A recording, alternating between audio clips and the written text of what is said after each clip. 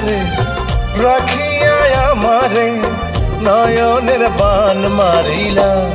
ও বন্ধুরে অন্তরে পীড়িতের আগুন ধরাইলা।